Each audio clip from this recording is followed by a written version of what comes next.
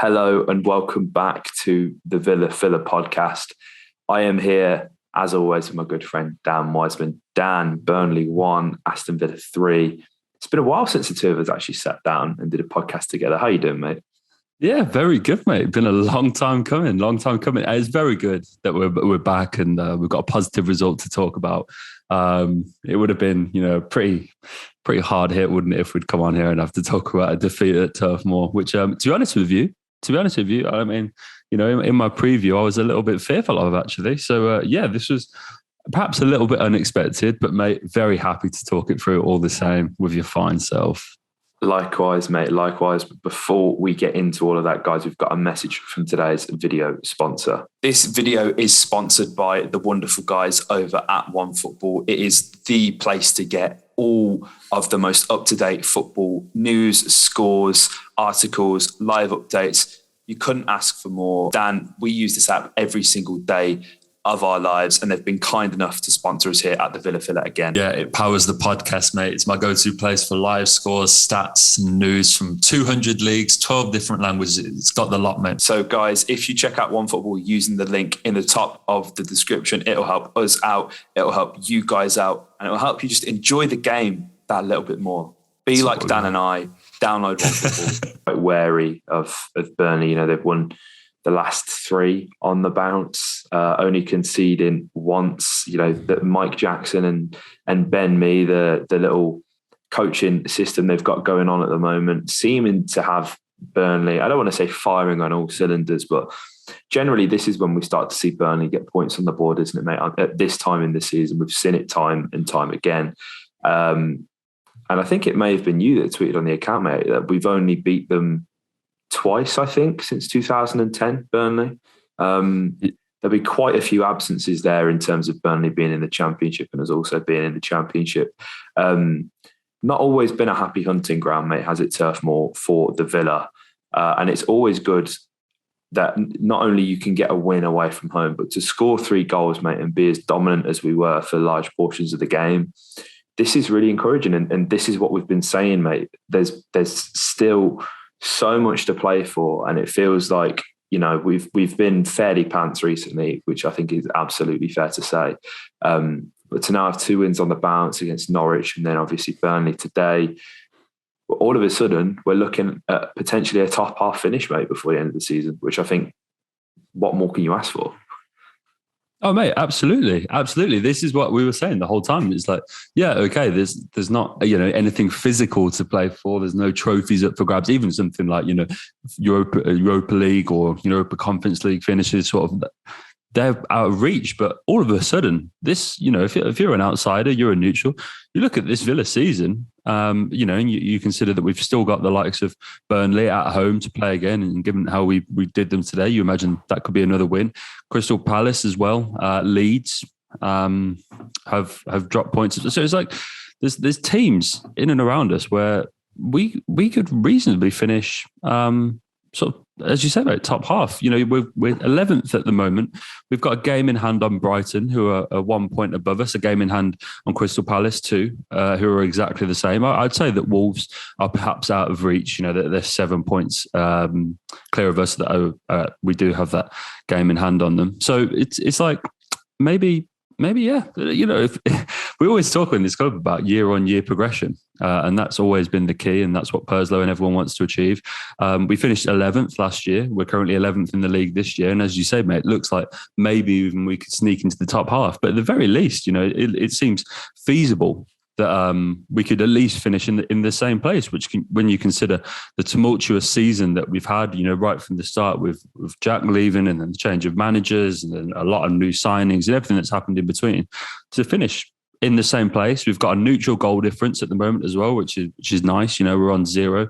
Brentford are the team below us. They're on the same points, but they've played 36 games to our 34. So I think all things considered, mate, if we finish 11th, just outside the top half, same as we did last season, which last season was to be considered a roaring success. Let's not forget, we all felt very positively about last season. Suddenly reads quite prettily, doesn't it, mate? It does. And I think ultimately it may come down to points as well, because I think, did we have 52 points last season, mate, which is not a bad points haul whatsoever, but obviously, you know, kind of league positioning is king. You have to look at how poor the bottom three have been. You know, it's been confirmed today, Watford's relegation, and the fact that they've took 6 points of it is absolutely scandalous, mate, isn't it? But less on that and more on Villa because, mate, you know, you and everybody else on Twitter, and you know, you especially in your preview, mate, you were saying, is it time to drop Philippe? Let's get EMI in the side, see what happens with Ings and Watkins. And it all went perfectly, mate. Obviously, Jacob Ramsey not available for this game due to injury, which I think now we're in a situation where that can be quite problematic, really, for Villa, can't it, Dan? When you look at the kind of output that he's had, I think he's our third top scorer. So JJ's a miss. It was nice to see Callum step in. Again, you know, we don't know what's going on with Sanson. There's this alleged injury or whatever. It's got to be a load of fucking bullshit, really, hasn't it? But good to see Cal step in the DM spot, you know, because we've been saying that for a while, mate. He can play there. Didn't pull up any trees necessarily, really, did he? And I think Dougie had a bit of a tough game. Dwight McNeil, more so in the first half, seemed to have the better of that side of the pitch. But what really impressed me there, mate, was the fact that, you know, we swapped sides with Dougie and McGinn. And as soon as we put McGinn on him, he didn't really have a sniff, did he? And when you talk about, you know, positive signs from the manager, picking up on these things, I think we've often said, mate, haven't we, that the changes that Gerrard has made or has gone to make, they haven't really worked out. So it's nice to see that, you know, he's picking up on something in the game and that change has had a positive impact on the rest of the performers, really, mate. Yeah, absolutely, mate. Absolutely. I think Cal came in and did well. As you said, I don't think it was a revelation by any means, but, you know, all of a sudden that DM spot has gone from somewhere where it was looking really scarce to now you sort of look at it and you think, actually, maybe we've got a few options there. And I'm not saying by any means that this means we don't have to go and get a 6 in the summer, because we absolutely do. But you sort of look at the fact that Nakamba obviously is on his way back to fitness. Tim put in a good account of himself last week against Norwich. Cal's done the same today. Obviously, we know that like Louise can play there. That it's not his preferred position. So we've gone from having, it was one option, wasn't it, in sort of January and February, it was Louise or nothing, to all of a sudden having like 3 or 4. And I think the only problem we're going to have is that they're all at a very similar level, aren't they? They all seem to be able to perform the job at a very similar standard, like nothing completely groundbreaking, but solid enough to get the job done at games like today. So, yeah, but, you know, for considering Chambers hasn't played a great deal of football generally in 2022, he's been in and out of the Villa side. Obviously, I know he played last week, but that was at centre-half. So to jump into that role, and it's not an easy place to go and play defensive midfield, Turf Moor, I imagine. So, yeah, I think he did quite well. And, it was good to see Buendia, wasn't it, mate? I think this is the standout. I think I saw a very interesting stat. It was on D4F. On Twitter, and they were saying that Coutinho hasn't had a goal involvement now for Villa since the 10th of March, which is 7 games ago. And Buendia's got 4 in that same period, with today just being his second start. So that's pretty remarkable. He's had a consistent impact off the bench, and his first half was just electric today, wasn't it, mate? 1 goal, 1 assist, 2 shots, 1 big chance created. 1 key pass, 10 passes completed overall, 83% pass completion, 19 touches. He was everywhere. He played with a real point to prove. And I think with Coutinho, it felt lovely seeing him come off the bench. That felt quite, you know, something that I could definitely get used to. But I think you do have to look after your own, don't you? It feels like a massive decision to bench Coutinho, but he's not as yet. I mean, despite what reports might say, whereas, you know, some people seem to think that deal's done and dusted. Others not so much. But whatever the truth is, he's not a Villa player just yet. And EMI Buendia is our record signing. We have to, you know, he has to be the priority in circumstances like this. We can't just keep playing Coutinho just because he's a big name. Buendia came in, has done really well. Be interesting to see what we do now against Liverpool, you know, just in a few days. But yeah, I think Buendia has at least earned himself sort of the running for the most part until the end of the season. I mean, when you look, mate, it's Liverpool next, obviously. it kind of feels like that's a game that he naturally Coutinho plays in, really, doesn't it? I think maybe he's rested because they've got that in the back of their mind. I don't know, but EMI was fantastic, mate. He really was. And it's a player like that, when he's on his game, absolutely thriving in the half spaces. His weight of pass is just it's wonderful as well. And this isn't about making it like Coutinho versus Buendia, because like we have two very, very good players, and we should realistically find a way of fitting both of them in the side, mate. Obviously, it's not what we're paid to do, sadly. So it's easy for us to sit here and say, let's get them in 210s, all this kind of stuff.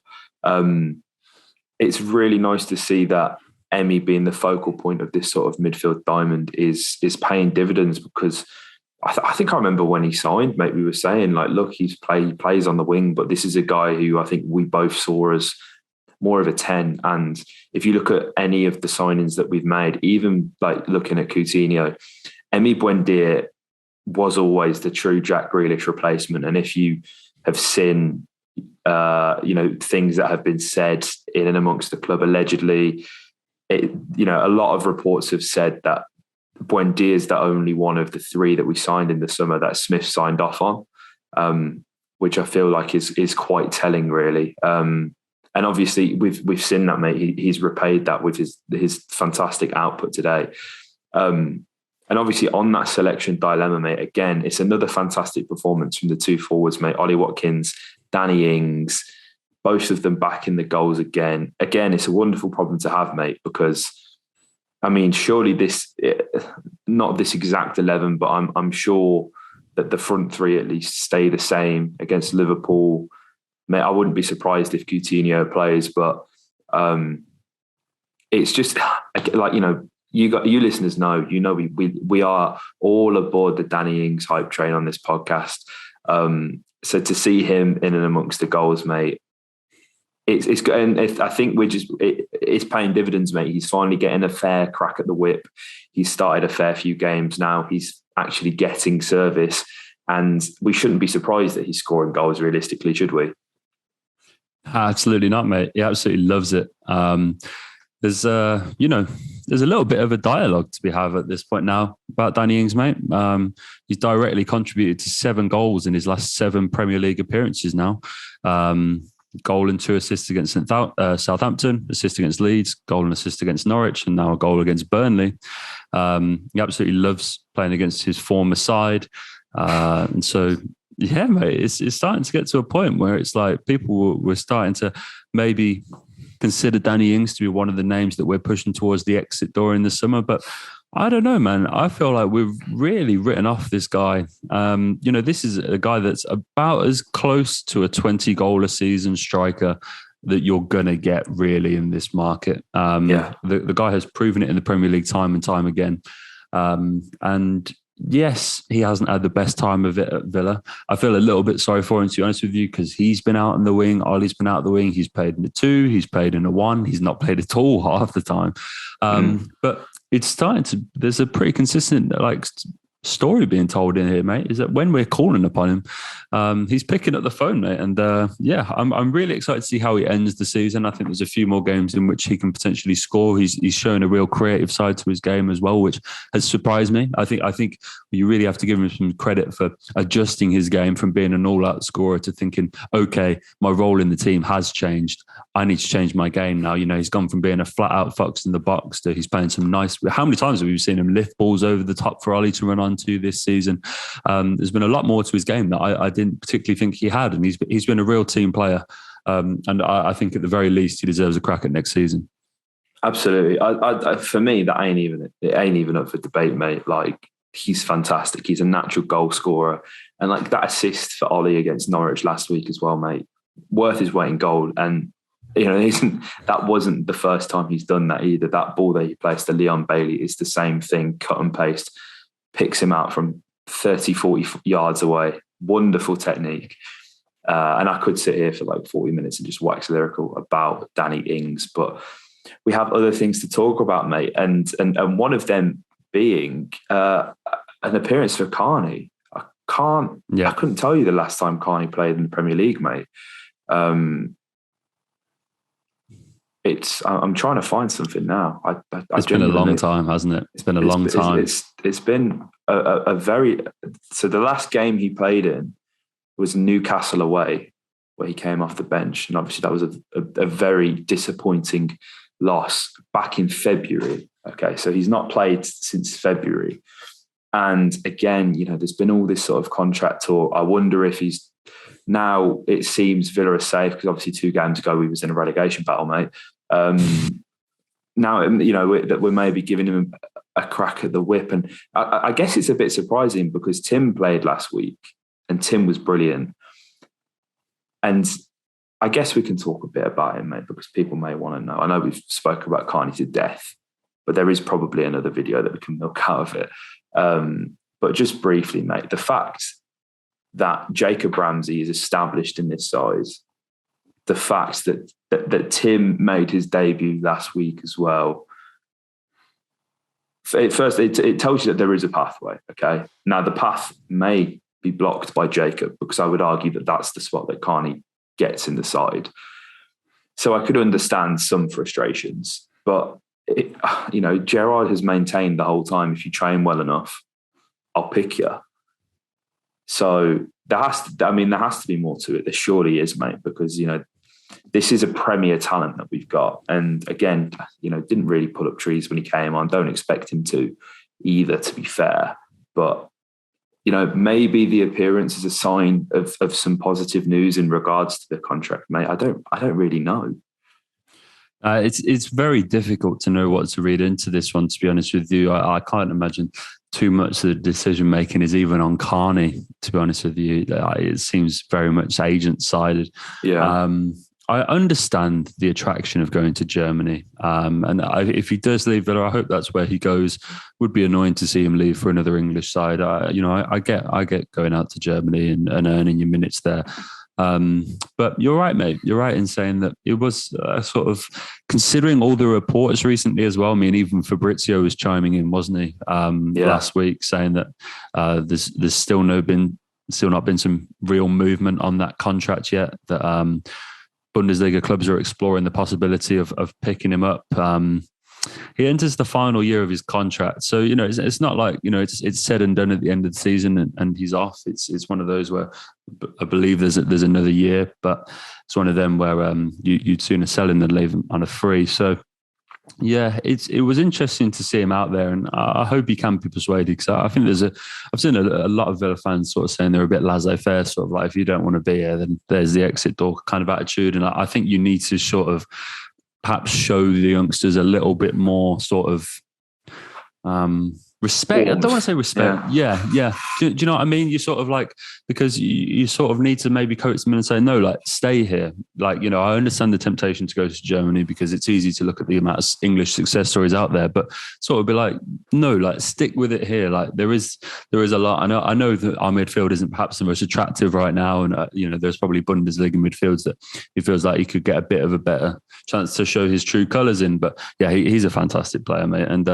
I for one really hope he signed. I'd be quite gutted if he left, to be honest with you. Yeah, hopefully the appearance is a sign of something. And with some of them games that you mentioned, mate, you look, we've got Palace, we've got Burnley again. You'd like to think that there's some minutes somewhere for him, and not just for him, but for Tim and for whoever else may be catching Stevie's eye. I know Josh Feeney's been another one that's kind of floated around the bench a few times as well, hasn't he? Which is, again, it's great to see. Before we round off, mate, I know, it was almost a perfect performance, wasn't it? It was almost a perfect performance. 91 minutes. I don't know what did we think that it was all sort of wrapped up at this point? I don't know. Incredibly frustrating to give up the clean sheet, especially because that would have been the third in 3 appearances, which would have been very nice. But it is what it is. Cornet scoring upon his return from injury. Emi Martinez, he is never going to be welcome back in Burnley ever again, is he, mate? For all of the shithousery from today, the booze from Turf Moor, you just want to inject that straight into your veins. But just as a general comment as well, mate, before I throw it back to you, I did feel, last goal aside, Villa had far much more luck in this game, thanks to the fact that the defence in the midfield was so much more compact. We were much more disciplined throughout the game in general. Again, with the exception of the last minute goal for Burnley, and that allows you to then go on and you're establishing a strong platform for yourself. And we really did dominate Burnley today, mate. We really did. We made it look fairly easy against what is a very physical side, which traditionally we struggle against. And a side that is hard to beat. I know they're down the bottom of the table, but not too many sides have scored 3 goals at Turf Moor this season, have they, mate? Yeah, no, they really haven't, mate. They really haven't. I mean, Man City only managed 2 there. The start of April, Leicester the same. Spurs went there and lost. Liverpool only got 1 there. United only got 1 there. Arsenal got none there. So a lot of big teams, despite, as you say, where they are in the league, a lot of big teams go to Turf Moor and do find it hard to stick the ball in the net. I mean, West Ham recently as well, I believe, only got 1 there. Wolves blanked. So, yeah, we've done a really good job. The clean sheet is annoying. I'm not going to lose any sleep over it. I don't think you are, mate. It's like one of them where I think if anyone had offered you 3-1 before the game, you would have snapped the right hand like down to the elbow, wouldn't you? Snap the arm off for it. So, yeah, it's frustrating. And it was one of those where I was like, but to be honest with you, yeah, was I expecting that as comfortable a performance as that? And it doesn't. It's not to say that we should just go, oh, would you take in the result? Yeah, then it doesn't matter because obviously it does, and you want to keep these clean sheets. But right now, to be honest with you, mate, the clean sheets and everything like that, it's secondary. All that matters is that we're getting these 3 points, putting the wins on the board, and keep hiking up. Keep hiking up ourselves at the table. That's the most important thing. The more wins we can pick at the end of the season, the better. And whether they come 4-3, 5-4, 1-0, 2-0, 2-1, whatever it is, I'll take them. So, yeah, I think annoying, but nothing more than that. Absolutely, mate. Absolutely. I think you've hit the nail on the head there. But guys, if you enjoyed this podcast and performance, let us know in the comments section down below. If you're not subscribed, make sure you do so. Journey to 6K. It's definitely not going to happen before the end of the season, but why not? If you guys all subscribe, then I'm sure we would absolutely smash that. Check out OneFootball if you haven't, using the link in the description. And as I say, like the video if you enjoyed, comment your thoughts and subscribe for more. Up the Villa.